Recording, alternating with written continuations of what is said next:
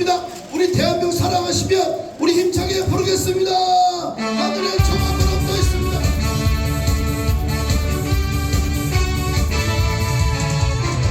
하늘에 정한번 엎어 있고 강물에 누워서 엎어 있고 저마다 눈을 내보이고 언제나 잡고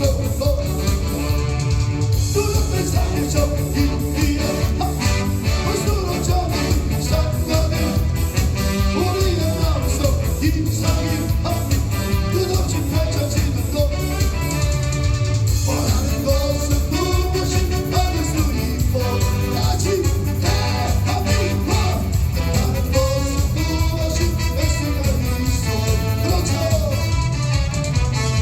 이렇게 우리 그대로 이 땅을 부정해 이렇게 우리가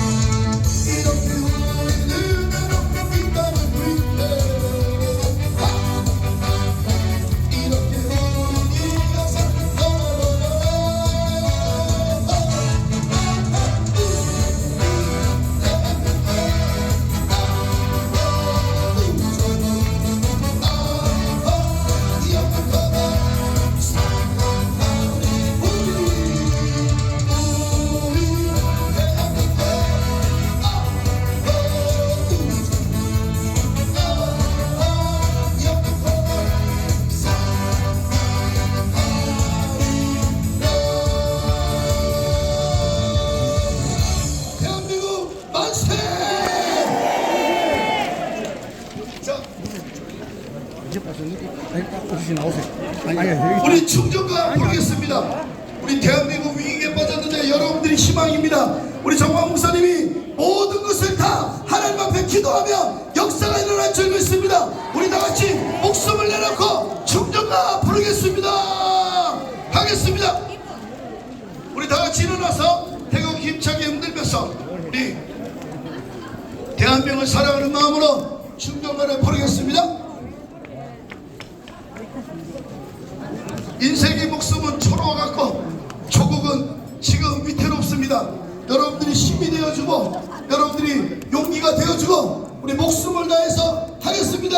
하겠습니다. 우리 다같이 일어나서 거기 앞에 가자.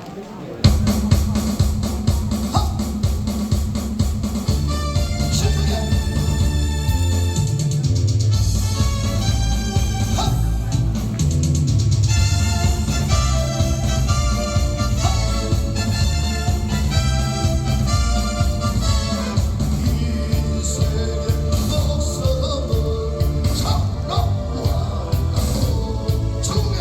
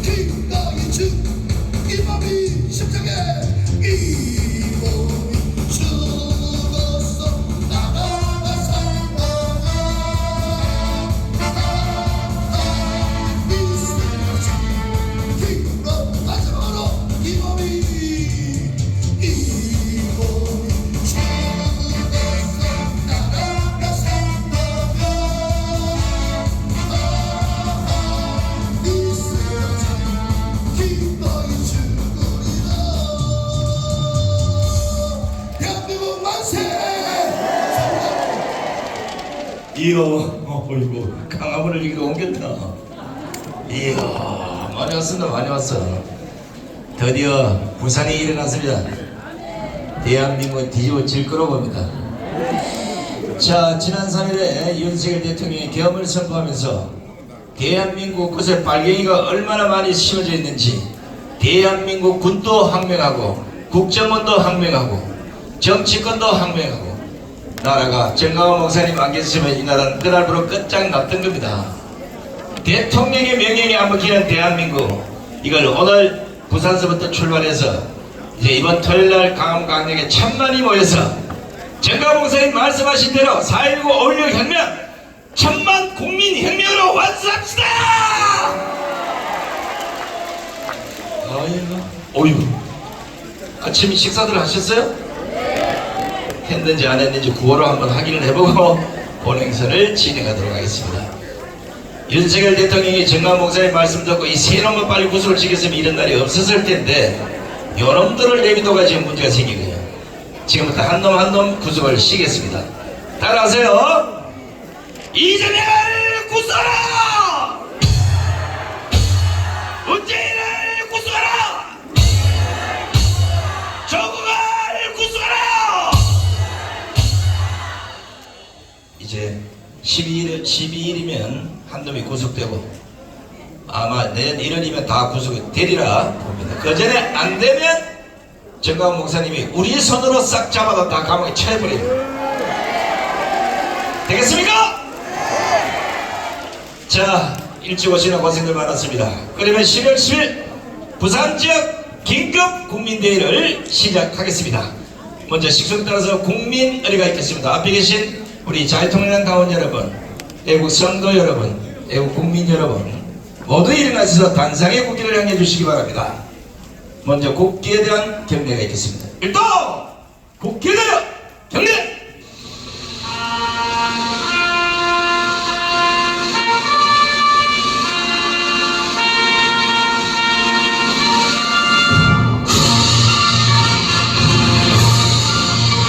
나는 자랑스러운 태극기 아래 자유롭고 정의로운 대한민국의 무궁한 영광을 위하여 충성을 다할 것을 굳게 다짐합니다.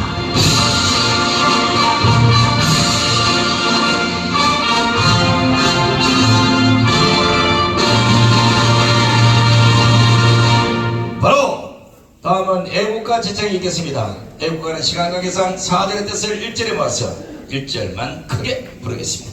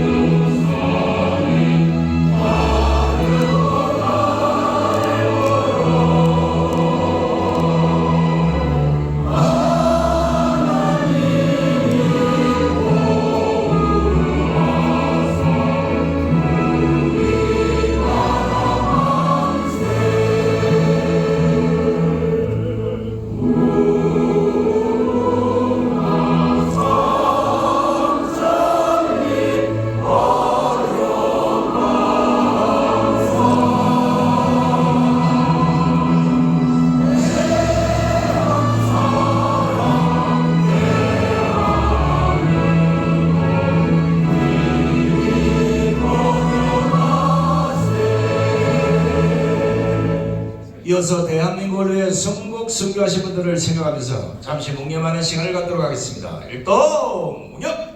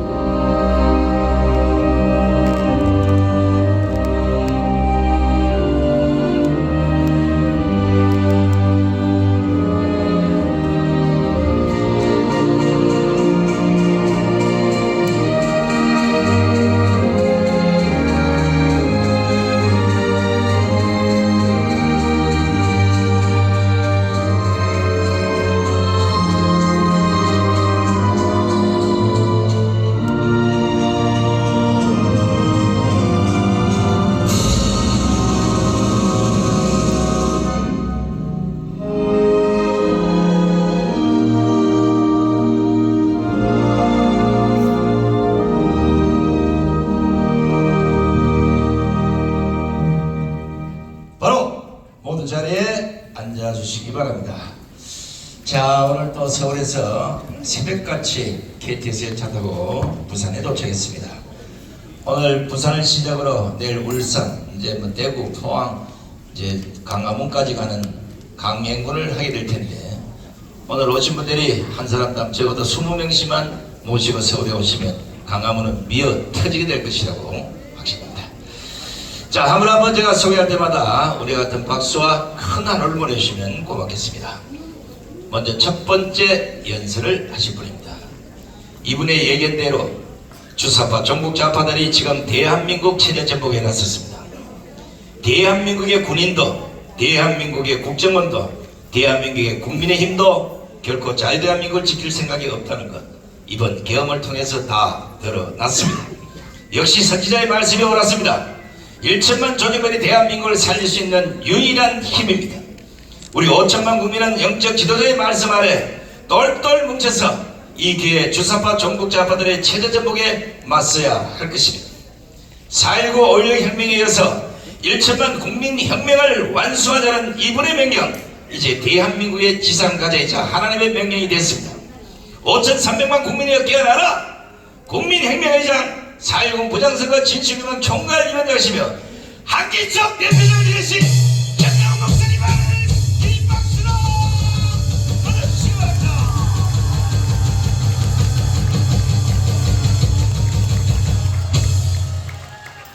이야, 부산 갈매기들이 많이 왔네. 자, 존경하는 국민 여러분, 그리고 850만 해외 동포 여러분, 지금 백척 간두에 놓인 이 대한민국을 반드시 우리가 건져내기 위하여 금번 토요일날 우리가 1000만을 가문광장으로 동원하기 위해서 부산대회에 저희들이 참여했습니다. 자, 우선 이번 토요일날 개최되는 국민혁명대회, 거기에 여기 오신 여러분들이 다 참석하기를 원하시는 두 손 들고 만세. 끝났습니다. 끝났어. 자, 그러면 왜 이런 일이 일어났는가? 뭐냐? 윤석열 대통령께서 왜 계엄령을 그렇게 선포했는가? 이것도 전국 계엄도 아니고 딱 원포인트, 투포인트 이 계엄을 명령했습니다. 첫째는 뭐냐? 국회의사당. 두 번째는 어디냐? 이 공수부대원들이 국회보다 더 많이 간 숫자가 어디냐 하면 선거관리위원회를 쳐들어갔습니다. 그러면 계엄령을 한다고 할 때는 원래 과거에 보면 또 상식적으로 새벽 2시에 해야 되거든요. 새벽 2시에 이 계엄령을 내려야 국민들이 다 잠자는 사이에 아침에 딱 일어나면 이게 군인의 세상이 되었네. 전체 다 동네 골목 군인들이 딱 점령을 해야 되는데 세상에 계엄령을 하는데 밤 10시 25분에 하는 거야. 이 윤석열 대통령의 계엄령의 선언문이 10시 25분에 선포가 되니까 이게 뭐냐? 국민들 보고 다 알으란 얘기예요. 그 다음에 또 뭐냐면 이재명 보고 다 알으란 얘기야. 그리고 국회에서 미리 준비하라고. 이래서 윤석열은 천재입니다. 천재. 나는 윤석열 대통령에 대하여 늘 아쉬움을 가지고 있었는데 이번에 계엄령을 하는 걸 보니까 이제는 정치에도 천재가 됐어. 천재. 동의하십니까? 동의하십니까? 결국은 보니까 국회에 진입한 공수부대도 이것도 트릭이고 결국은 선관위를 압수수색을 했습니다. 선관위 압수수색을 했는데 YTN에서 보도한 이 영상을 한번 보십시오. 선관위에서 지금 박스를 들고 나오는 거야. 자, 보십시오. 보여요? 보여요? 결국은 선관위의 저 박스를 왜 들고 나오느냐? 그렇게 우리가 원했던, 자유통일당이 원했던 부정선거를 밝히기 위하여 윤석열 대통령께서는 결단을 내리고, 그래서 결국은 윤석열 대통령이 계엄을 통하여, 아니 검사들을 통해서 압수수색을 하면 되지 않느냐? 절대 불가능합니다. 이미 먼저 또 이름 잊어먹었어. 뭐야? 감사원은요, 대한민국의 개인, 단체, 교회, 대한민국에 사는 모든 집단에 대해서는 감사원들은 감사를 할 자격이 있는 겁니다. 그래서 감사원이 일단은 우리가 하도 문제를 제기해서 우리가 500명의 사인을 받아서 감사원에다가 이 선거관리위원회를 감사를 해달라고 우리가 요청을 했어요. 구주화 변호사님을 중심하여 500명의 서명을 받아, 500명 서명을 받아 감사원에 제출하면 감사원은 반드시 시행을 해야 할 의무가 있는 것입니다. 그랬는데 그 감사원 직원들이 가서 선관위를 조사하려고 갔어요. 갔더니 뭐라고 대답했냐? 우리도 헌법 단독 기관이야, 니들한테 조사받을 수 없어 하고 내쫓아버렸어요. 그러면 돼요, 안 돼요? 아니, 선관위는 무슨 뭐 하나님 위에 있습니까?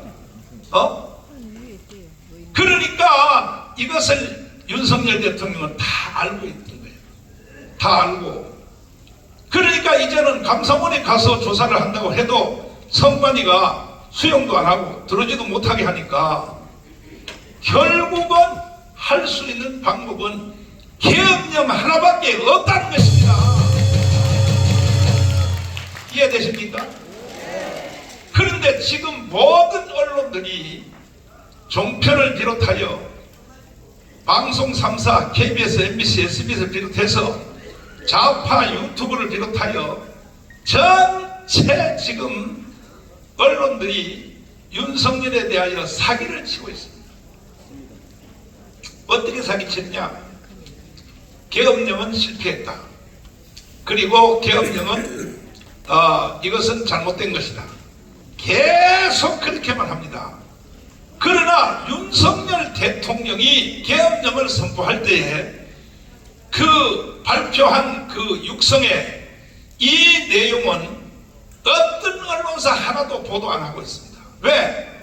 이것을 국민들이 알게 되면 99%의 국민들이 윤석열 편으로 돌아올 수밖에 없습니다. 그러니까 모든 언론들이 지금 이 윤석열 대통령의 계엄 선포 이 원문을, 이 영상을 다 감추고 있는 거죠. 감추면서 뭐라고 말하냐? 윤석열은 실패했다. 심지어 윤석열은 탄핵감이다. 계속 이따위식을 하는데, 그러면 과연 윤석열 대통령의 이 종편과 KBS, MBC, SBS, 좌파 유튜브가 전혀 이 영상을 안 보죠. 숨겨. 왜? 국민들을 사기치려고. 이 사기에 넘어간 사람들이 몇 명이냐? 국민들의 40%가 넘어갔어요. 그래도 우리가 희망이 있는 것은 뭐냐? 60%는 아직도 안 넘어갔다 이 말이에요. 동의하십니까? 그러면 보십시오. 윤석열 대통령의 이 계엄 선포식 이 영상을 직접 여러분들이 한번 들어보시기 바랍니다. 존경하는 국민 여러분, 저는 대통령으로서 피를 토하는 심정으로 국민 여러분께 호소드립니다. 지금까지 국회는 우리 정부 출범 이후 22건의 정부 관료 탄핵 소추를 발의하였으며, 지난 6월 22대 국회 출범 이후에도 10명째 탄핵을 추진 중에 있습니다. 이것은 세계 어느 나라에도 유례가 없을 뿐 아니라 우리나라 건국 이후에 전혀 유례가 없던 상황입니다.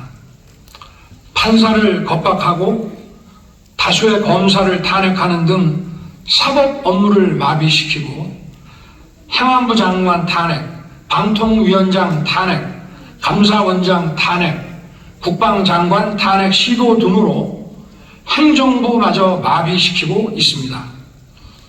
국가 예산 처리도 국가 본질 기능과 마약 범죄의 단속, 민생 치안 유지를 위한 모든 주요 예산을 전액 삭감하여 국가 본질 기능을 훼손하고 대한민국을 마약 천국, 민생 치안 공황 상태로 만들었습니다. 민주당은 내년도 예산에서 재해대책 예비비 1조 원, 아이돌봄 지원수당 384억, 청년 일자리 심해가스전 개발 사업 등 4조 1천억 원을 삭감하였습니다.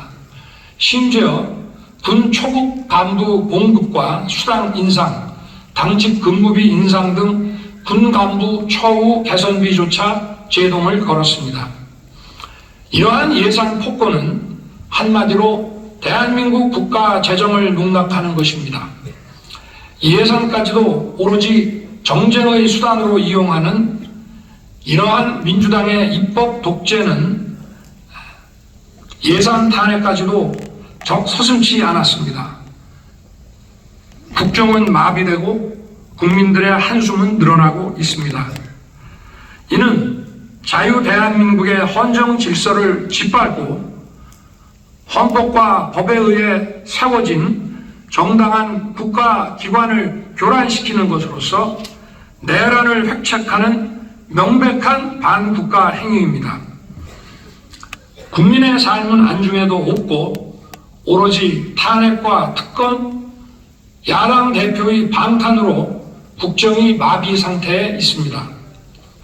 지금 우리 국회는 범죄자 집단의 소굴이 되었고 입법 독재를 통해 국가의 사법 행정 시스템을 마비시키고 자유민주주의 체제의 전복을 기도하고 있습니다. 자유민주주의의 기반이 되어야 할 국회가 자유민주주의 체제를 붕괴시키는 괴물이 된 것입니다.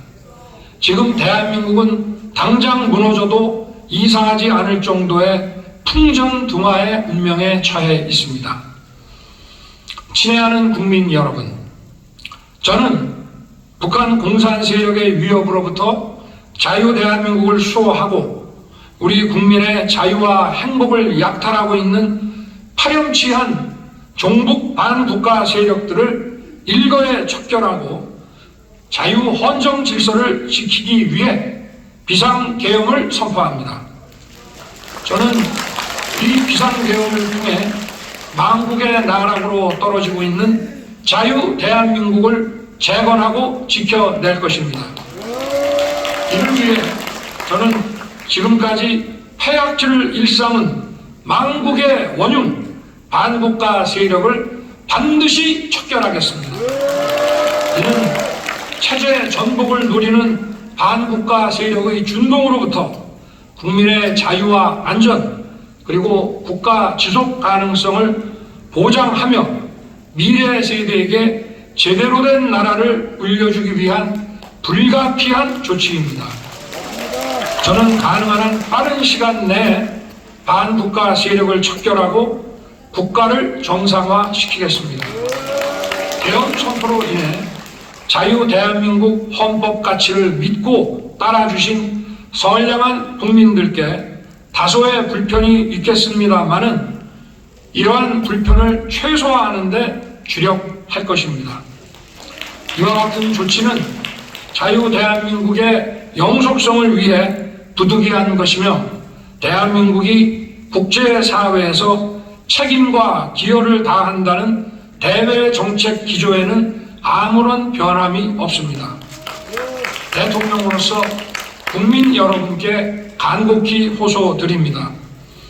저는 오로지 국민 여러분만 믿고 신명을 바쳐 자유 대한민국을 지켜낼 것입니다. 저를 믿어주십시오. 감사합니다. 자, 동의하십니까? 동의하시면 두 손 들고 만세. 이 대통령의 계엄 선포식의 연설문을 분석해보면 첫째로 뭐냐, 반국가 세력을 단칼에 해치우겠다는 거예요. 대한민국에서 살면서 대한민국을 부정하고 대한민국에 대해서 반대하는 놈들은 대한민국에 살면 돼야 안 돼요? 이번에 이 계엄령은 끝나지 않았습니다. 지금도 계속 지속됩니다. 반드시 이놈들은 싹 잡아다가 깜빵이나 집어넣어야 되는 것입니다. 반국가 세력이 왜 대한민국에 사느냐 이거야. 이 윤석열 대통령은 계엄 선포식 외에도 평소에도 계속 끊임없이 반국가 세력에 대하여 경고해 왔습니다. 그럼 반국가 세력이 누구냐? 제1번이 누구냐 하면 이재명입니다. 이재명이가 이성현? 네. 이성현이 누구야?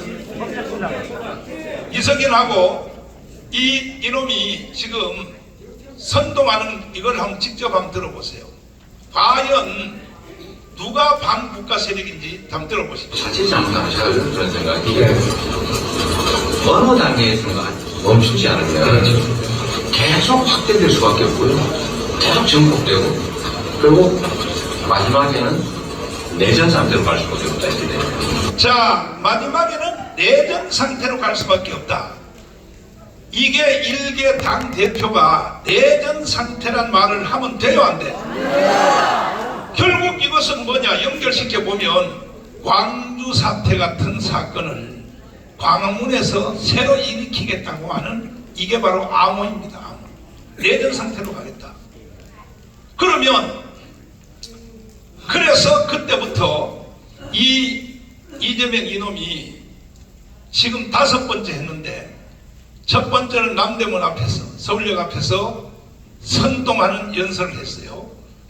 그런데 그 당원들도 다 안 오고 얼마 왔냐? 12,000명밖에 안 왔어요. 내가 그걸 직접 확인했습니다. 그래서 바로 이재명은 탐불 꺼졌다. 왜? 그렇게 민주당원들이 많은데도 12,000명밖에 안 왔거든. 2차 집회는 몇 명 왔느냐? 10,000명으로 줄어들었어요. 3차 집회는 몇 명 왔냐? 7,000명으로 줄어들었어요. 4차 집회 때는요 창피해가지고 아예 연설조차도 못했어요.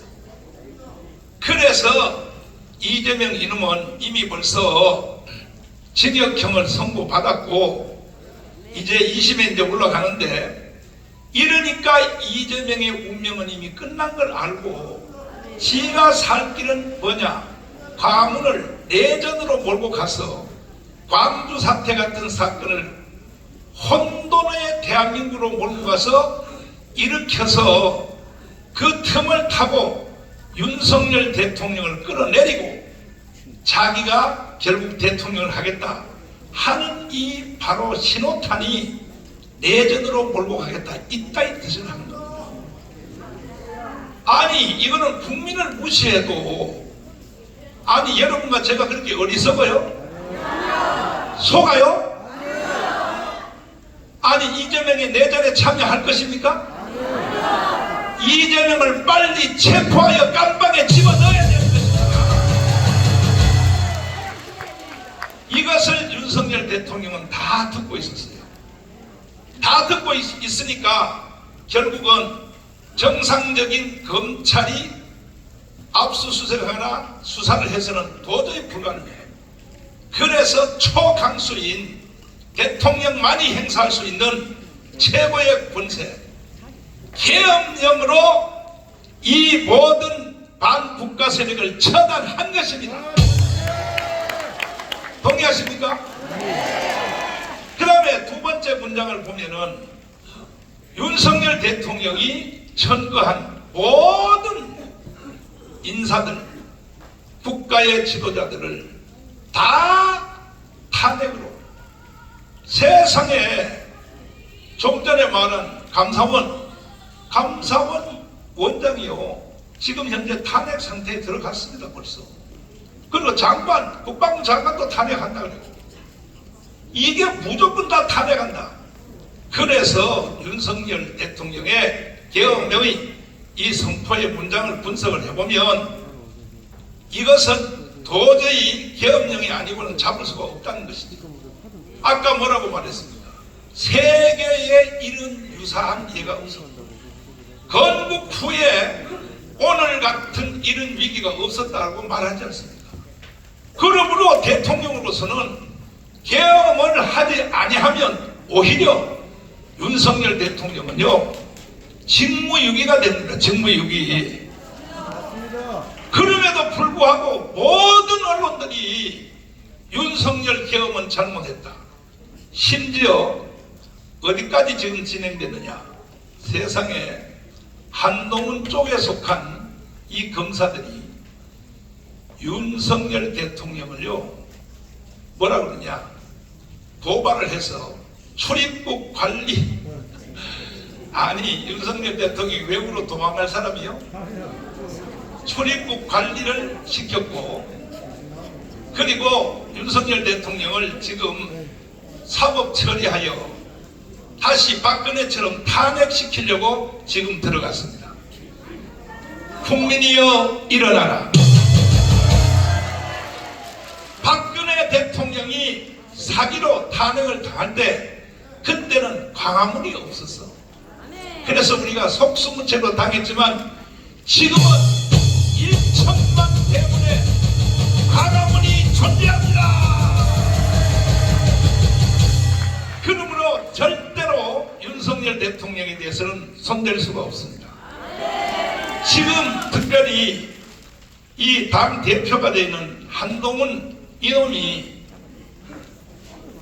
세상에 윤석열 대통령한테 협박을 해서 앞으로 정치에 관여하지 말고 그냥 한남동에서 조용히 쉬고 있으면 자기가 총리하고 한덕수 총리하고 한동훈 씨 두한 씨가 자기가 다 국정을 운영한다고. 아니 한동훈이가 기자회견 했어 안 했어요?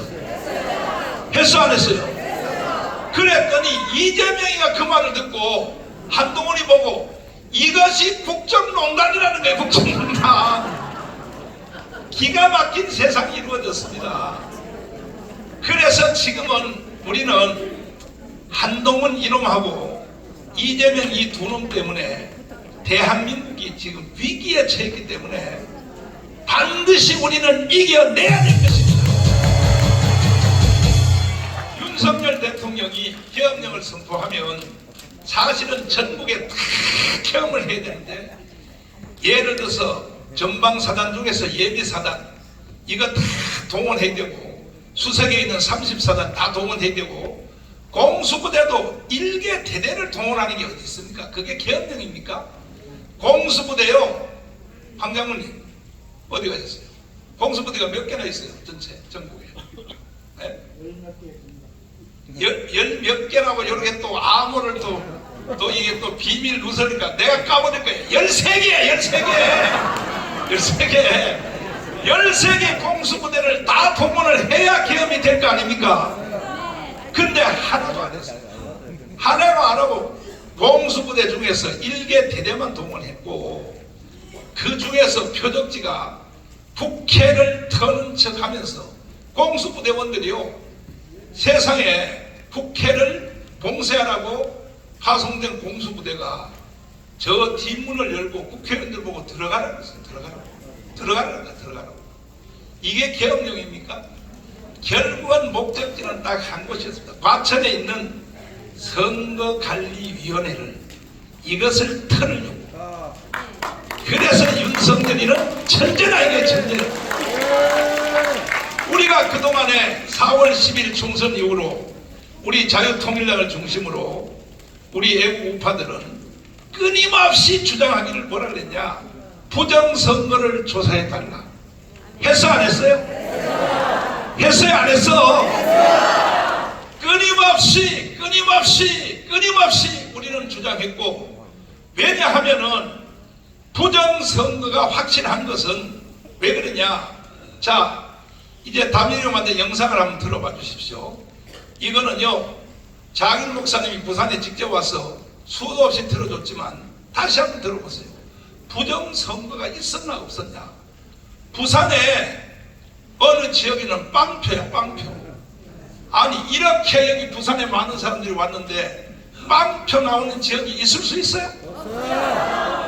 여러분, 빵표 찍어서? 이번에 우리가 선거를 할 때에 구호는 28 청춘으로 했어. 28 청춘이 뭐야? 지역구는 2번을 찍어라. 국민의힘 정당 후보를 찍으라 이거야. 그래서 부산에 있는 국회의원들이 다 당선된 거예요. 누구 때문에? 자유통일당 때문에. 내 말이 맞아요, 안 맞아? 28 청춘. 28 청춘 몰라요? 아니, 그것도 모르고 여기 앉아있어. 다시, 28 청춘 알아요? 그러면 8은 뭐냐? 8은 자유통일당을 찍어라. 그래서 하나씩 나눠서 가지자. 이렇게 했는데, 그래서 우리는 2번은 다 찍어가지고, 그래서 국회의원들을 우리는 특별히 부산, 경북, 대구 싹쓸이 했습니다. 싹쓸이 했는데 세상에 이 한동훈 이놈이 배신을 때린 거야. 배신을 때렸단 말이야. 선거운동 기간 중에 대통령하고 싸우면 돼요, 안 돼? 아니, 선거운동 기간 중에 한동훈이가 대통령하고 싸우면 이거는 선거 망치겠다고 하는 거지. 그래서 우리가 영상을 만들어서 계속 돌렸습니다. 자, 한번 이 다빈이가 만든 영상을 여러분 잘 보시고 어떻게 우리가 선거에 사기를 당했는지 여러분이 실감하시길 바랍니다. 들어봐 주세요. 존경하는 국민 여러분, 그리고 윤석열 대통령님, 컴퓨터 공학과 전산학 최고의 전문가인 장지현 박사님께서 28일 노태학 중앙선관위원장 등 7명을 대검찰청에 고발해 4월 10일 총선 무효 소송에 들어갔습니다. 장지현 박사는 육사 출신으로 미 해군대학원 컴퓨터과학 석사 학위를 받고 미 오레곤 주립대학 컴퓨터과학 박사 학위를 획득하고 귀국 후 육군 기무사에서 정보장교를 일했던 한국 최고의 컴퓨터 전문가입니다. 장 박사가 고발한 내용은 다음과 같습니다. 노태학 중앙선관위원장, 김윤빈 사무총장, 김용관, 김재선, 김현준, 천종일, 최현옥은 서버를 조작하여 근본 선거에서 야당의 192석을 만든 주범들입니다. 그동안 끊임없이 언론을 통해 선관위 직원들의 실명을 밝히고 직접 해명을 요구했으나 노태학 중앙선관위원장 등 7명은 끝까지 반응이 없었습니다. 그렇기 때문에 저희가 변호사를 통하여 고발하였습니다. 자유통일당이 피해를 본 이번 선거 조작 사건을 전수조사해본 결과 근본 총선은 완전 사기 선거로 드러났습니다. 선관위 공식 보도 자료에서 자유통일당 투표가 0표, 1표, 2표, 3표로 나온 투표소를 상대로 자유통일당이 실행한 전수조사를 통해 이 사실이 명백히 드러났습니다. 이 도표를 보면 0표가 나온 지역이 73곳, 1표가 나온 지역이 100곳, 2표가 나온 지역이 115곳, 3표가 나온 지역이 156곳입니다. 0표가 나온 지역 중 한 곳인 부산 진구 제1투표소에서 해당 투표소에서 자유통일당에게 투표했다는 투표 확인증을 36명이나 제출하였습니다. 자유통일당을 찍은 유권자를 다른 지역에서도 조사한 결과 전국 14,000여 개 투표소의 선거 결과가 완전히 조작된 것으로 드러났습니다. 그들은 선거 전부터 조작을 시도하였습니다. 자유통일당은 국회의원 1명을 보유한 원내 정당이기 때문에 8번이라는 순번을 지정받았습니다. 하지만 이 사진에서 보시는 것처럼 자유통일당 투표지 분류함만 보이지 않았습니다. 상식적으로 7번 개혁신당 다음에 8번 자유통일당이 위치해야 함에도 불구하고 8번을 건너뛰고 그 자리에 9번 조국혁신당 분류함을 놓았습니다. 이는 자유통일당을 기타와 무효표로 처리했다는 증거입니다. 그리고 증거인멸을 위하여 지하에서 투표용지를 파쇄한 현장을 포착하였습니다. 이 모든 증거를 통해 사실 총선은 조작된 선거임이 만천하에 드러났습니다. 이뿐만이 아닙니다. 우파 정당은 본 투표에서 전라도를 제외한 대부분의 지역에서 이겼으나 사전투표에서 결과가 뒤집어졌습니다. 이는 지역구 선거에서도 많은 부정선거가 일어났다는 증거입니다. 사전투표 용지들이 관할 선거구로 이송되는 과정에서 조작이 일어나 당선 결과가 뒤바뀐 것입니다. 하남 선거 투표 결과가 대표적 사례입니다. 해당 선거 결과를 보면 감일동 한 개 지역을 제외한 모든 지역에서 이용 후보가 이겼음에도 불구하고 추미애가 당선됐습니다. 이것은 사전투표 조작으로 볼 수밖에 없습니다. 특히 충청도와 수도권에서 이런 사전투표 조작 사례들이 많았습니다. 훼손된 사전투표 봉인 스티커 또한 명백한 부정선거 증거입니다. 21세기 대한민국에서 어떻게 이런 일이 일어날 수 있나요? 2016년 오스트리아에서는 대선 개표 과정에서 사전에 뜯긴 우편 투표 봉인지가 겨우 5개 발견되었다는 이유로 3개월 후 전체 재선거를 실시하였습니다. 대통령님, 다음 동영상을 꼭 시청하여 주시고 3개월 안에 총선 재선거를 선포하여 주시기를 부탁드립니다.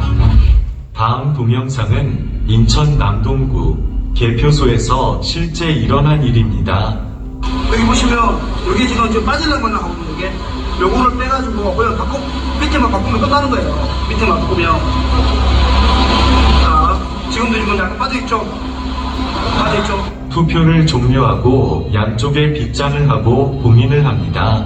봉인지에는 투표관리관, 투표참관인 여러 명이 사인한 봉인지를 붙입니다. 원래는 빈 봉인지를 먼저 붙이고 난 후 사인을 합니다. 그런데 봉인지가 검은 것도 이상합니다. 사인을 사진을 찍어 놓아 개표할 때 그새 함이 열린 날을 사진과 대조하려는데 검은색이면 사인 글씨가 잘 보이겠습니까? 어떻게 이런 발상을 하는지 얼마나 유치합니까? 도대체 이런 수작이 믿어지지 않죠? 그러나 실제 일어나는 일입니다. 선관위의 꼼수입니다. 그리고 며칠 후 당일 투표 날까지 안전한 장소에 보관합니다. 부정선거범이 뚜껑을 열고 가짜 투표지를 넣으려면 봉인지가 훼손이 되어야 하나 다음에 나오는 동영상을 보면 봉인지가 훼손 안 되고 귀신같이 가짜표를 넣을 수 있습니다. 화면에 보시다시피 봉인지를 훼손 안 하고 양쪽 옆에서 빗장을 빼고 뚜껑만 들어 올릴 수 있습니다.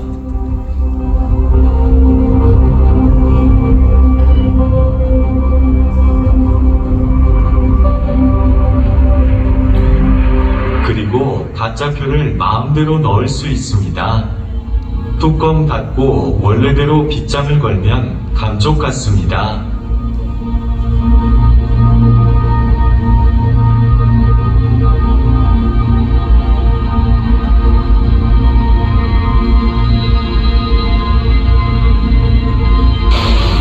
자, 왜 이걸 제가 의심하게 되냐 하면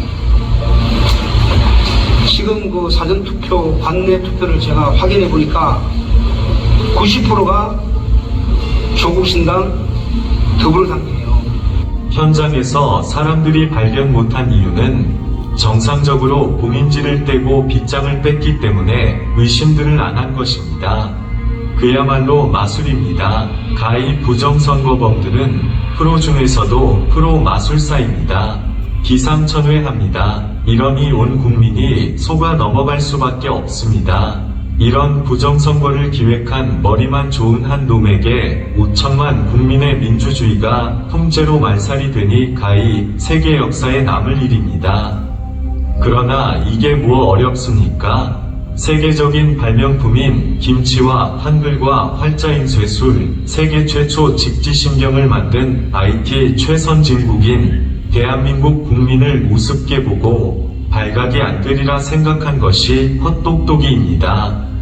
이제 온 국민은 이 동영상을 보셨으면 1960년 3.15 부정선거 후 4.19 혁명이 일어났듯이 총궐기해야 합니다.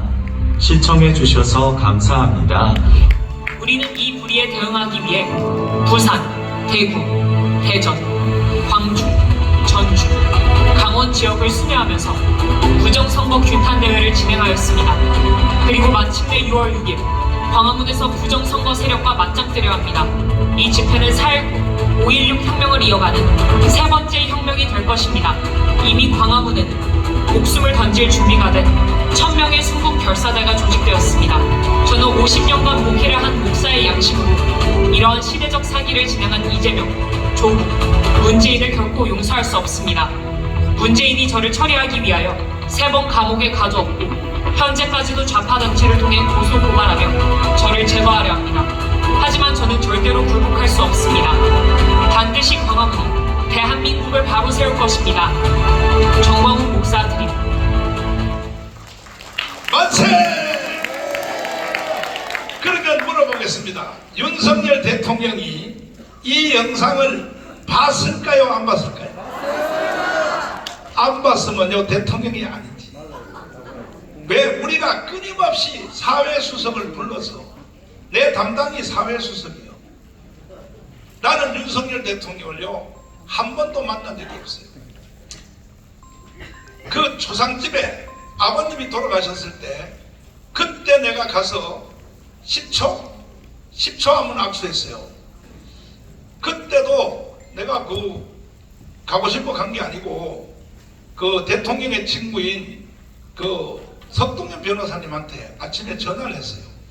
아니 대통령 아버지가 돌아가셨다는데 내가 그 문상을 가기도 그렇고 안 가기도 그렇고 또 언론을 통하여 절대로 가족장으로 할 테니까 조문구역을 안 받는다 이렇게 방송이 나와서 근데 석동현 변호사님한테 물어봤죠. 그랬더니 목사님은 당연히 와야죠. 광화문 대표니까. 그래가지고 갔더니 석동현 변호사님이 안내를 딱 해서 자 윤석열 대통령을 딱 만나게 했는데 서서 10초에 10초. 그때 내가 무슨 말을 했을까? 내가 대통령한테 10초 사이에 뭔 말을 했을까? 몰라요? 여기 보니까 영이 어두워. 내가 보니까 내가 이랬어요. 광화문이 있으니 과감하게 추진하십시오. 그리고 추가로 그랬어요. 우리는 대통령님을 지켜낼 것입니다. 그랬더니 대통령님은 짧게 한마디 감사합니다.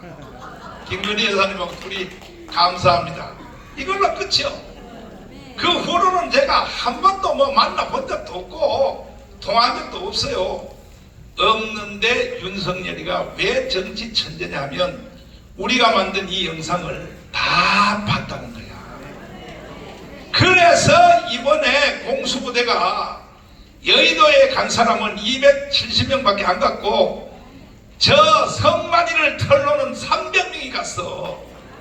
그러니까 이거는 고도의 쇼를 한 거예요. 고도의 쇼를. 그러니까 이번에 계엄령을 선포한 것은 실제 목적지는 뭐냐?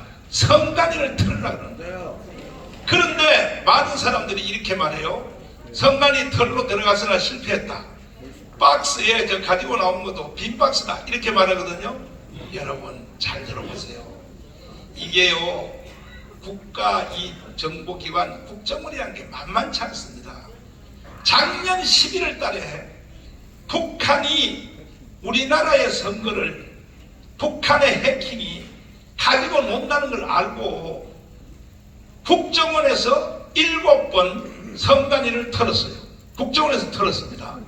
털었는데 세상에 6번 털렸고 방어된 것은 한 번밖에 안 된 거야. 그러면 그때 국정원이 선관위를 털 때 이미 그 안에 있는 서버 내용 모든 거 국정원이 가지고 왔을까 안 가지고 왔을까? 왔어요. 자 여러분 세게 박수하세요. 조금 전에 이미 벌써 국정원은 다 알고 있었던 거예요. 그 내용 전체 내용을 다 털었던 거예요. 그때 이번에도 선관위를 공수부대가 간 것도 이것도 쇼한 거예요. 쇼한 거. 쇼한 건데 조금 전에 뉴스가 나오기를 뭐냐? 국정원의 포렌식이 끝났다고 하는 겁니다.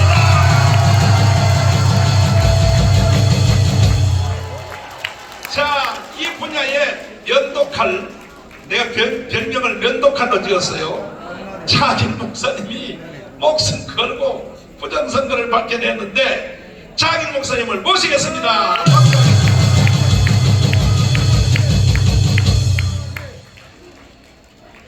아침 일찍이 여러분 수고 많으셨습니다. 저는 지난주에 저희 교회에서 유언을 했어요. 후임자가 왔으니까 이제 내가 생명을 내놓는다. 그러면서 제 집사람한테 과부될 준비해라. 그랬더니 우리 교인들이 앉아있다가 혼자 된 분들이 과부도 괜찮습니다. 그래서 지금 그걸 보는데 제가 오늘 여러분들에게 말씀하는데 윤석열 때 내가 다 이 PDF를 다 만들었지만 전문가들이 있기 때문에 제가 간단하게 얘기하면 여러분 윤석열 대통령이 딱 연설할 때 저는 왜 저렇게 비상계엄령을 어설프게 할까 그랬는데 그분의 그 연설하는 게 이분은 비상계엄령에 목적이 있는 게 아니고 국민을 깨우는 데에 메시지 전달을 위해서 하는 거구나. 뭐냐? 그게 대한민국의 체제가 완전히 반국가 세력에 의해서 정복됐다. 그래서 상권분립이 다 무너졌다. 상권분립이. 그러니까 행정부에서 뭘 하려고 그러면은 다 탄핵이고 예산 다 깎아버려서 가두리 양식장에다 가둬놓고 할 수 있는 게 아무것도 없는 거예요. 대통령이 식물 대통령이에요. 그래 놓고 나서는 뭐 예산이나 모든 거 다 끊어버렸잖아요. 그래 놓고 나서 지금 우리나라 먹거리인 핵발전이라든지 이 모든 것들을 원자로라든지 이런 것을 다 빵으로 만들어 버렸어요. 아무것도 돈벌이를 하지 못하게 했단 말이에요. 그러니까 지금 이 나라는 진짜 내란 괴수는요 이재명과 그의 당입니다. 여러분 저들이 오히려 대통령 보고 내란 괴수라고 지금 북한의 지령을 받아서 다 말을 맞춰 있어요. 그런데 여러분 우리가 역으로 쳐야 돼. 진짜 이 나라의 내란 괴수는요 야당이고 이재명입니다. 유명한 겁니다.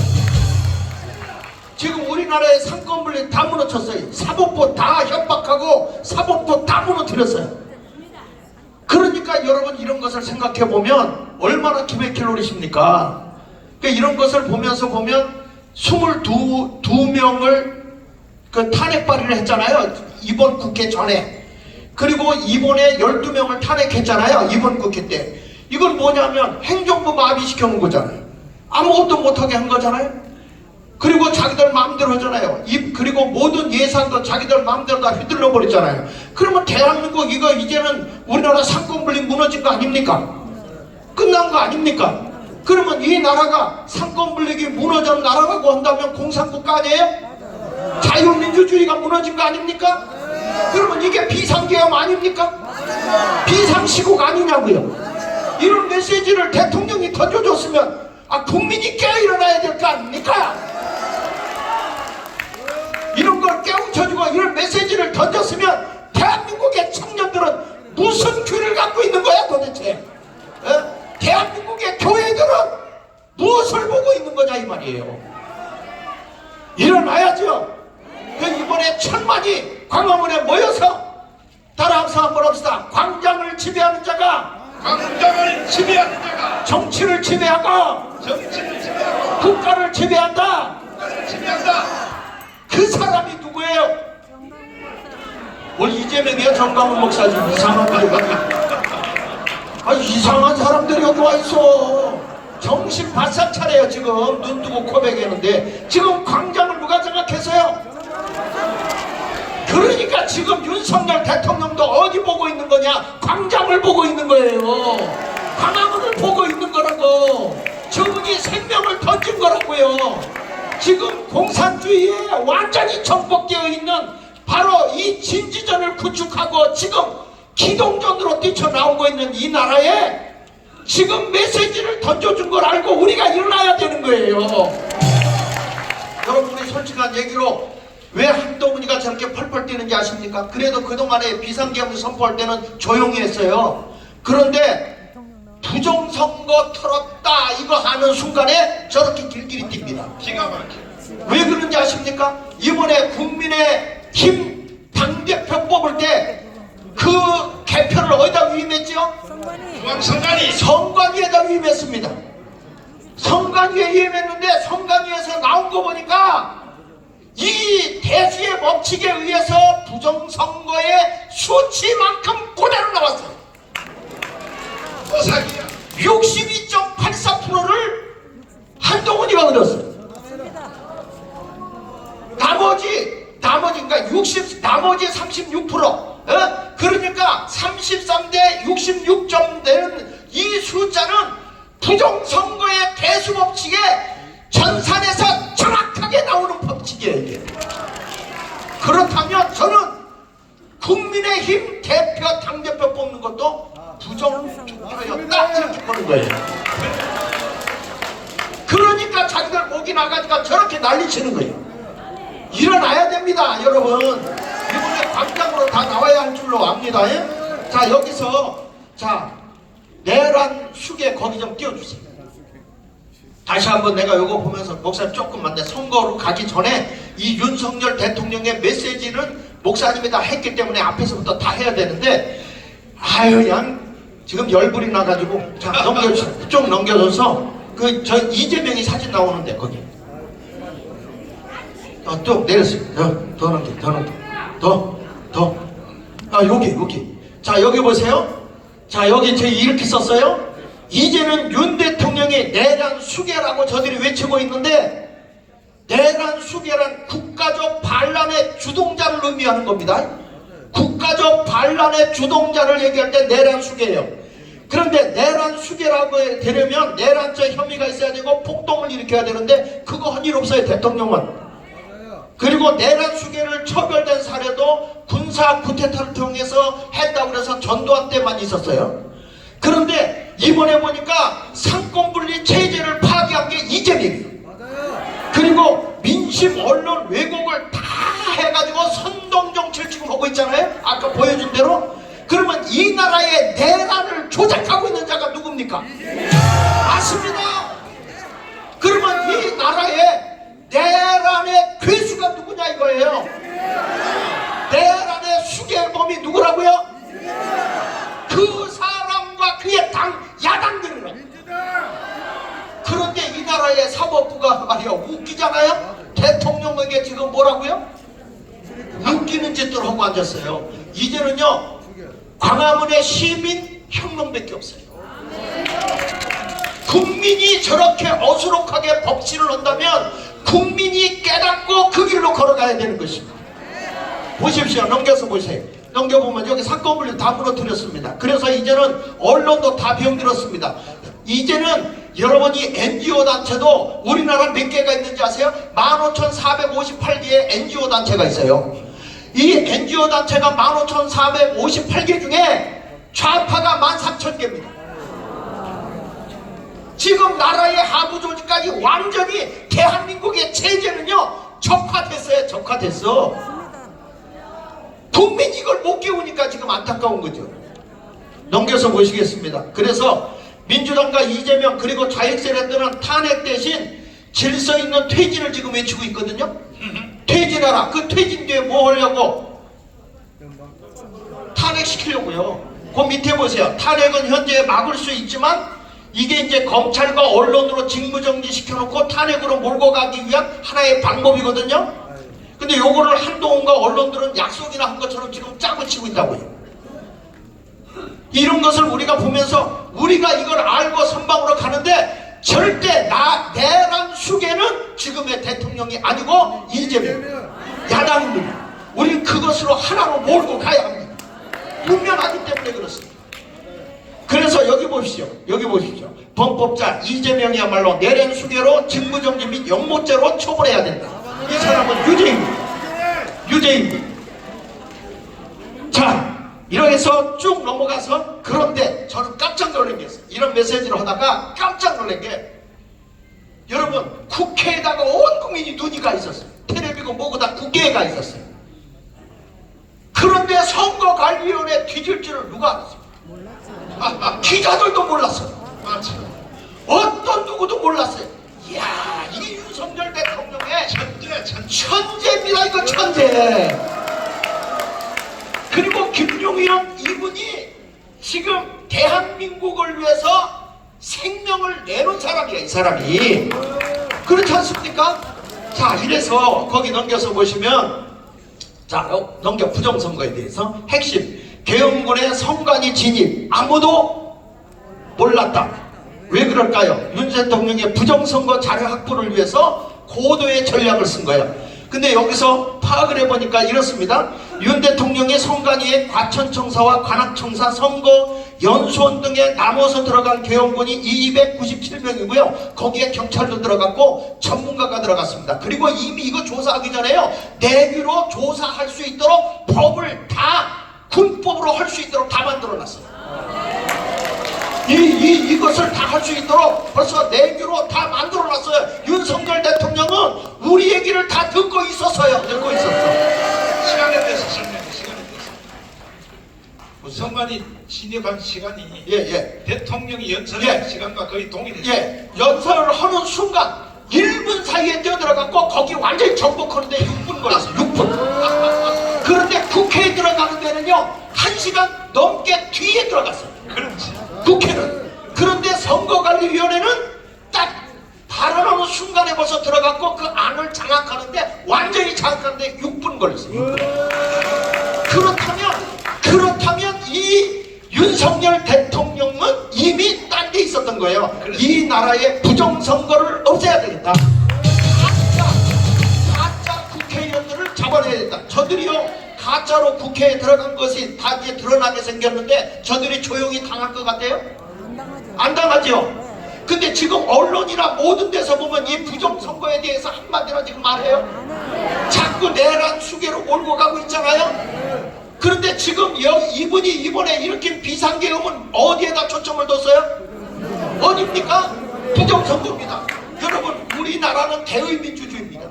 나를 대신해서 당신이 나라를 잘 이끌어주세요. 우리가 표를 주고 우리의 고난을 위임해 준 것뿐입니다. 그런데 내가 위임해준 위임 이것을 사기당하여 가짜가 들어갔다면 국민이 일어나야 되는 거 아닙니까? 국민이 당연히 일어나야 되고 대학생들 당신들이 젊은이와 세계를 바라보는 자들이라면 몰수의 광화문에 나와야 되는 거예요. 넘어가서는 안 되는 겁니다. 그래서 여기 보십시오. 여기 보니까 2024년 대한민국 예산 뭐 이런 거 다 해가지고 하는데 중앙선거관리위원회 선거정보 일개 5명의 전산 직원을 다 고발했는데 이게 기각이 됐어요. 장기현 박사님이 이거 했는데 기각이 됐어요. 그런데 나는 뭘 했냐면 좋다. 전산 안 열어주니까 이건 알 수가 없잖아요. 그러니까 이번에 여기는 법치 외지역이에요. 누구도 여기 들어갈 수가 없어요. 그러니까 이게 대통령의 고난이라도 못하는데요. 여기는 선거관리위원회는 이것을 할 수 있는 건 딱 통치방법 하나, 비상계엄령입니다. 그래서 비상계엄령으로 선포해서 선거관리위원회에 모든 자료를 털었는데 여러분 뭐 기계 포렌식 하는데 기계를 안 들고 나갔다면 요즘에 첨단의 기술은요 딱 가서 장치 하나 걸어놓고 사진 찍으면 다 그냥 나옵니다. 기계를 들고 가지 않습니다. 포렌식이 그대로 다 됩니다. 이거. 그렇기 때문에 뭘 장비 들고 나가지 않았다 뭐가 들어갔다 아이고 웃기는 꼴값 떨어져. 21세기에 사는 사람들이 말이야 고구려 얘기온 것 같았어요 지금. 절대 안 그렇습니다. 그 다음에 여기 보십시오. 우리가 그래서 제가 그냥 여기 부산이니까 부산에서 0표 나온데 1표 나온데 2표 나온데 3표 나온데 이런 데를 조작하면서 찍었냐 안 찍었냐 이거를 우리가 항상 찍은 분들을 만나서 직접 고소했습니다. 제3자가 오면 고발이잖아요. 당사자가 오면 고소입니다. 그래서 이 부산에서는 당사자가 직접 고소를 했습니다. 그런데 어떻게 됐어요? 불송치 각하시켰어요. 내가 분명히 찍었는데 우리 동네 0표가 나왔다. 그래서 여기 보면 넘겨보세요.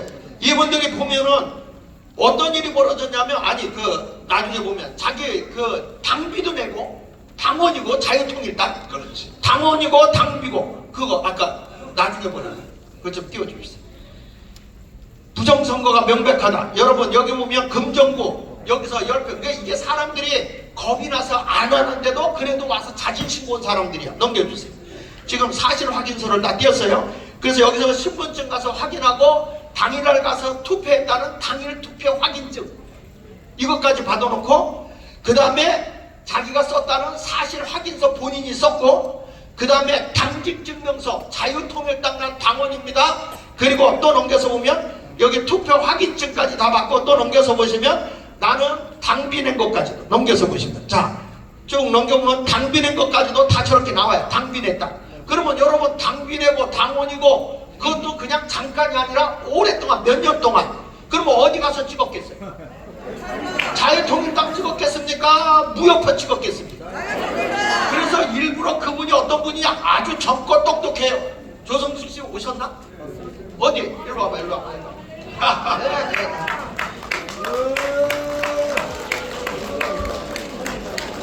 이분을 앞세워서 직접 했어요. 자, 투표 무효표 찍었어요? 저는 그 아침 일찍 이렇게 새벽기도 가는 습관이 있어서 새벽기도 가서 그 끝나자마자 바로 투표소에 가서 저희 집사람과 두 손 꼭 잡고 가가지고 자유통일당 그때 구호가 이빨 청춘회였습니다. 그 머리가 아무리 나빠도 이빨 청춘을 못 외우겠습니까? 분명히 이빨 청춘 해가지고 2번 찍고 8번 찍고 왔습니다. 제가 거짓말할 이유가 뭐 있습니까? 제가 4년 넘게 당비를 내고 있고 제가 그 2019년 10월달부터 제가 강화문에 나왔습니다. 저는 100% 1000% 자유통일당을 찍었습니다.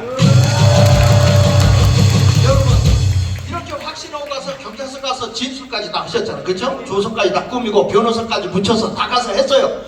그랬는데 이거 각하시키잖아요. 그뿐 아니라 이번에 그래서 우리가 항소를 했어요. 항소했더니 아예 안 받아줘요. 그래서 지금 행정소송으로 들어간 거예요. 이때에 우리 이 윤석열 대통령이 이 사건을 딱 터뜨린 거예요. 여러분 분명하게 제가 말씀하는데요. 이번 선거는 부정선거 맞습니다. 그러니까 가짜들이 국회의원 들어가고 우리 권리를 다 뺏겼으니까 혁명적인 사건 일으켜야 되잖아요. 그렇죠? 다음 분들이 많기 때문에 제가 할 말은 엄청 많은데 이상 간단히 줄이겠습니다.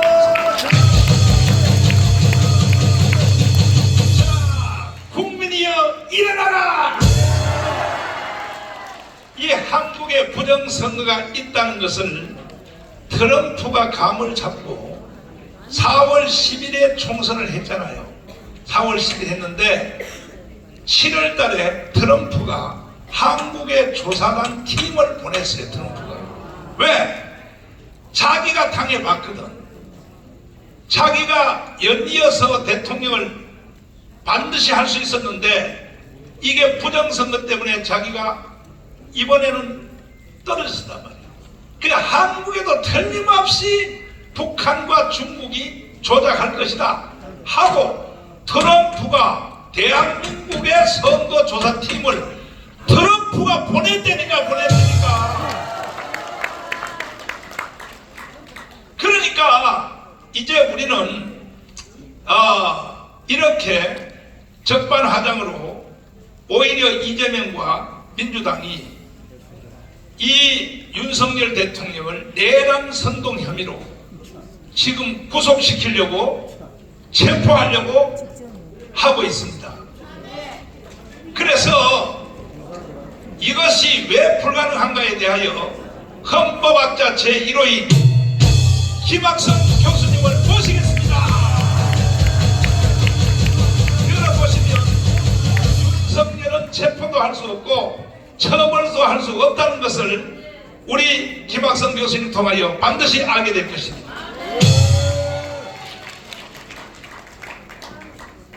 지금 모든 언론이 또는 검찰이나 경찰에서 윤석열 대통령을 내란죄의 괴수로 낙인 찍어놨죠.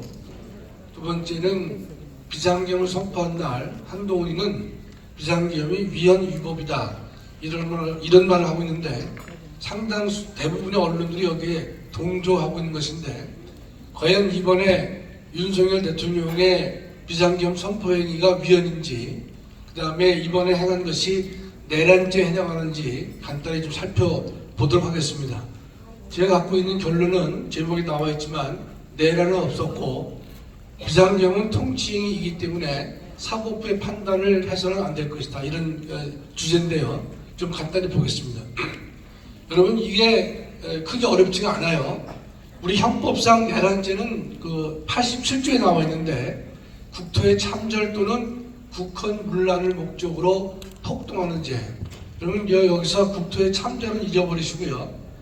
지금 문제가 되는 것은 뭐냐면 국헌문란을 목적으로 폭동하는 죄 그랬거든요. 국헌문란은 제가 뒤에서 바로 말씀드리겠지만 폭동하는 죄 그랬는데요. 여기서의 폭동이 뭐겠느냐? 우리나라 대법원 판례가 있습니다. 두 가지 설명이 되는데 첫 번째는 뭐냐면 폭동이 되기 위해서는요. 한 지방의 안녕과 질서를 파괴할 정도로 대규모여야 됩니다. 한 지역의 지방의 안녕과 질서를 파괴할 정도로 대규모라야 폭동이라는 개념을 충족한다 이 뜻입니다. 가만있어. 그 예를 들면 광주 사태죠. 뭐 광주 사태가 되는 것이고요. 예, 근데 여수를 점령했다든지, 여수 말란 사태. 예, 순천을 점령했다든지 이렇게 한 지역의 안녕과 질서를 파괴할 정도로 대규모라 되거든요. 간단히 묻겠습니다. 이번에 이런 대규모의 폭동이 있었나요? 없었죠? 없었다면 이 내란죄의 구성 요건이 두 가지인데 국헌문란과 폭동이 있어야 되는데 폭동이 아예 없다면 내란죄는 더 이상 논할 필요가 없는 것입니다. 그다음에 두 번째를 잘 또 보시면요. 이게 5.18 사건에서 나타나는 판례인데 다수가 결합하여 폭력을 행사하며 그랬는데 우리 대부분은 이런 말을 했어요. 적어도 한 지방의 평온을 해할 정도의 위력을 보여야 된다.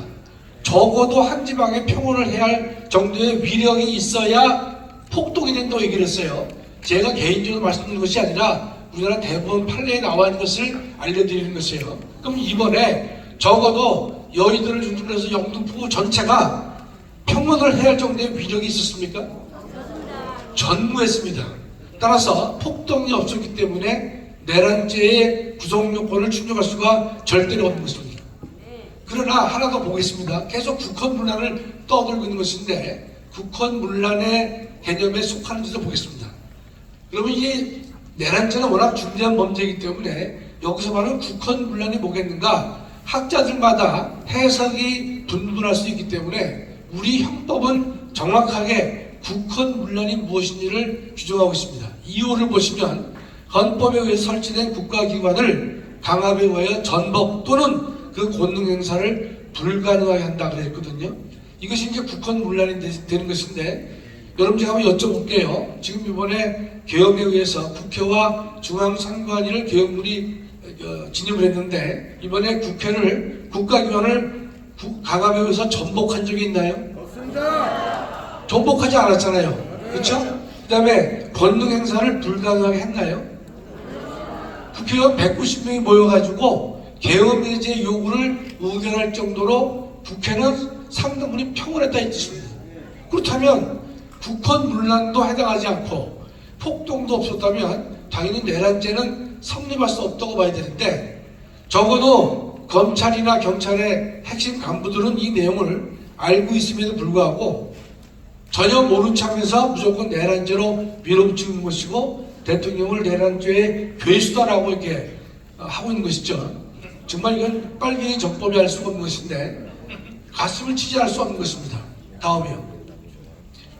다시 말씀드리지만 전복도 없었고 권능 행사가 불가능하지도 않았어요. 비상계엄으로 인해 가지고 그렇다면 내란죄는 성립하지 않는다 이 뜻입니다. 다음이요. 그래서 제가 내란죄 성립하지 않고 내란에 내자도 꺼내지 말라 그랬습니다. 이게 제가 자의적인 해석을 하고 있나요? 여러분 법 전문가가 아니지만 제가 지금 설명드리기 어렵습니까? 아주 간단합니다. 외울 수 있어요. 국헌문란을 목적으로 폭동해야 되는 거예요. 어느 것도 해당하지 않는데 이걸 내란죄로 몰고 있단 말이죠. 그래서 충분히 이건 뒤집어 엎어야 된다 이 뜻입니다. 두 번째로는 한동훈이가 비상계엄을 선포했는데 이걸 위헌이다, 위법이다고 떠들고 앉아있는데 위헌인지 위법인지 한번 간단히 살펴보겠습니다. 비상계엄을 선포할 때는 첫째 법은 절차를 준수라고 되어 있어요. 절차 준수. 근데 절차 준수는 두 가지인데 계엄을 선포하려면 국무회의 사전 심의를 격려하고 또 또 계엄을 해제할 때도 국민의 심의를 거치라는 것이 절차적 요건에 하나밖에 없습니다. 이번에 보니까 대통령은 국무회의 비상계엄을 선포할 때 선포 전에 국무회의를 거쳤어요, 안 거쳤어요? 거쳤죠? 해제할 때도 거쳤어요, 안 거쳤어요? 양자 모두 다 국무회의 심의를 거쳤어요. 그럼 절차적 흠이 있습니까, 없습니까? 없어요. 다른 절차는 없습니다. 두 번째, 국회에 통보를 헌법을 하라고 했는데 이 통보는 안 했어요. 그러나 통보를 안 하는 것에 흠이 있을지 몰라도 이 정도의 흠을 가지고 비상계엄 전체를 갖다가 고도의 대통령의 정치적 결단이고 정치적 행위인 이 계엄에 대해서 통보를 안 했다고 해서 이게 위헌이고 무효가 될 수 있겠는가? 될 수가 없다는 것이죠. 대통령을 편드는 해석이 아니라 법학적 양심에 비춰본 자들에도 통보 정도를 안 했다. 조금 전에 목사님 말씀하셨지만 비상계엄은 10시 30분에 선포됐습니다. 10시 반에는 모든 국민이 TV를 보고 있었어요. 이재명이는 예컨대 자기네 소속 국회의원들한테 빨리 국회로 오라고 얘기를 했어요. 300명 모두가 10시 반에서 10시 40분 사이에 비상계엄 선포를 행위를 다 알고 있는 상황입니다.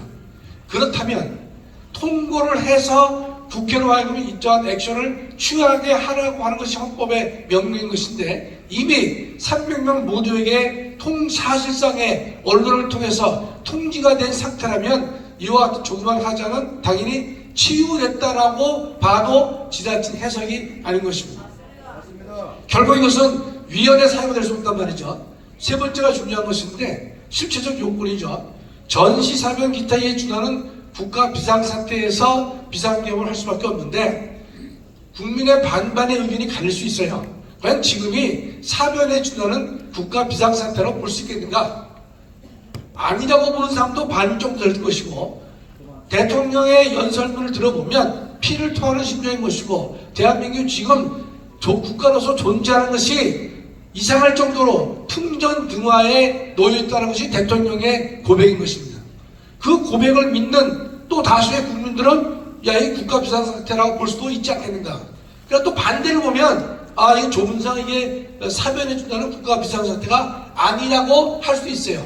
반반으로 나눠서 의견을 보자 이 뜻입니다. 이래야 객관적으로 우리가 접근하는 것이죠. 다음이요.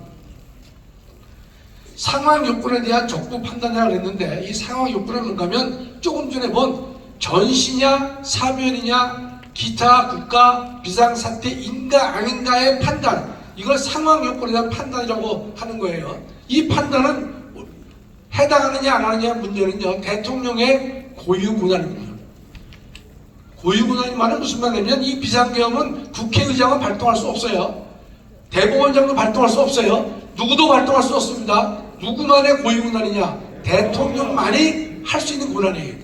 대통령이 근데 지금 전시사면 기타 기타 이에 준하는 국가 비상사태라고 해당하느냐 아니냐는 문제는 대통령이 판단하라고 헌법은 결정을 위임하는 것입니다. 이런 걸 보통 뭐라고 얘기를 하느냐? 통치행위라고 말하는 것입니다.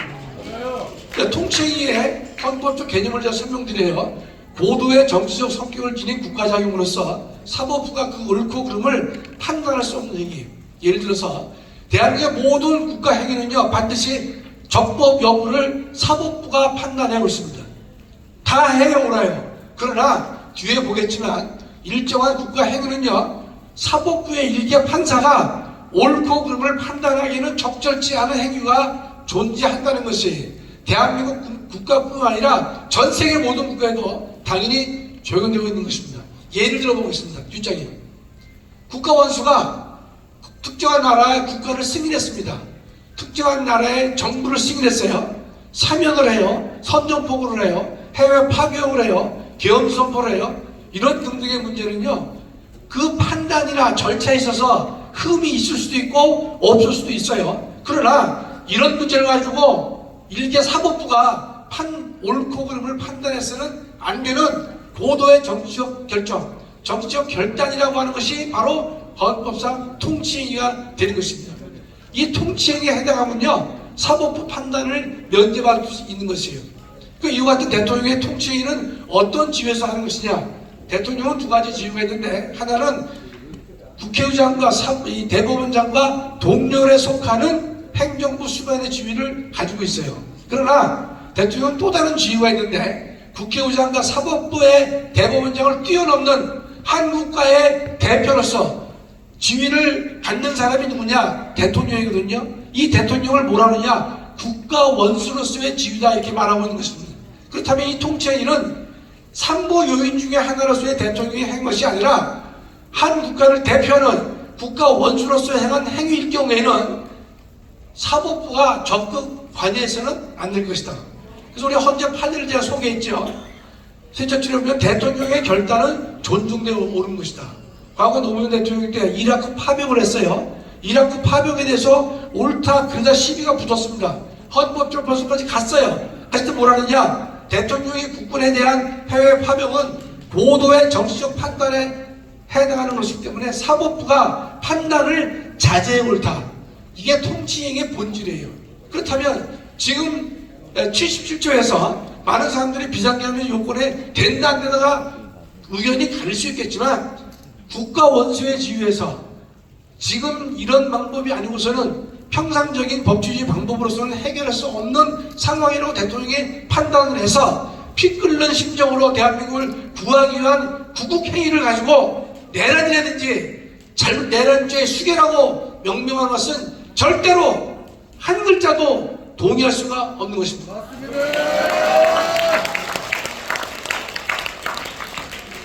다음이요. 통치행위의 또 다른 예를 설명드리면 김대중, 노무현, 문재인이가 북한을 방문했습니다. 방문해서 연방제 통일 합의를 해왔어요. 이럴 때 연방제 통일 합의한 것은 위헌입니다. 헌법 4조, 대한민국 헌법 4조에 명백히 위헌이 어긋나기 때문에 위헌이라고 하지만 5천만 국민 중에서 3명의 대통령이 북한을 어떻게 갔느냐? 국가보안법 위반이 아니냐? 이런 말을 한 사람은 아무도 없습니다. 왜 안 했을까요? 대통령의 그 같은 행위는 통치행위에 속하기 때문에 국가보안법 차원을 뛰어넘는 행위가 되어서 논하지 않거나 못하는 것입니다. 과거 박정희 대통령님께서 이우락 중앙정보부장을 북한에 몰래 보냈습니다. 김일성을 만나서 남북 합의를 좀 해보려고 하는 행위를 하신 적이 있거든요. 그때 이우락의 목숨을 갔단 말이죠. 대통령의 분신으로 갔어요.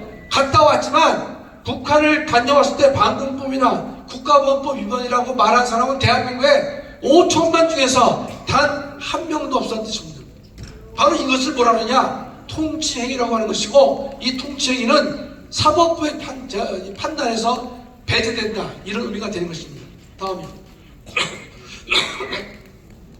우리가 헌법에서 이 같은 계엄을 허용하는 이유는 뭐가 있느냐? 그건 우리나라가 허용하는 것이 아니라 전 세계 모든 헌법은 하나도 빠짐없이 계엄 선포권을 다 가지고 있는 것입니다.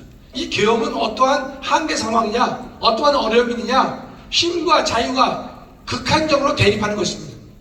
계엄에서는 힘이 강조되겠죠? 여러분 오늘 부산 시민들은 똑똑한 분이 많기 때문에 하나 추가로 말씀드리면 계엄과 저항은 비슷합니다. 저항이 비슷해요. 저항권 행사가. 저항권은 국민의 자유를 강조한다면 긴급권은 계엄은 힘을 강조한다. 이런 차이가 있는 것이지 똑같습니다. 실제로는. 저항권이 국민의 인권이나 생명을 보호하기 위해서 목숨을 걸고 몸을 던지는 것이 저항이라면 계엄은 뭐냐? 대통령이 국가를 지키기 위해서 목숨 걸고 국가를 지키는 행위가 바로 계엄이 되는 것입니다. 힘과 자유가 부닥칠 수밖에 없는 상황이에요. 두 번째는 국가 위기 상황에서 자신의 일부를 파괴하더라도 전체를 구하려는 극한 조치가 바로 계엄이 되는 것입니다.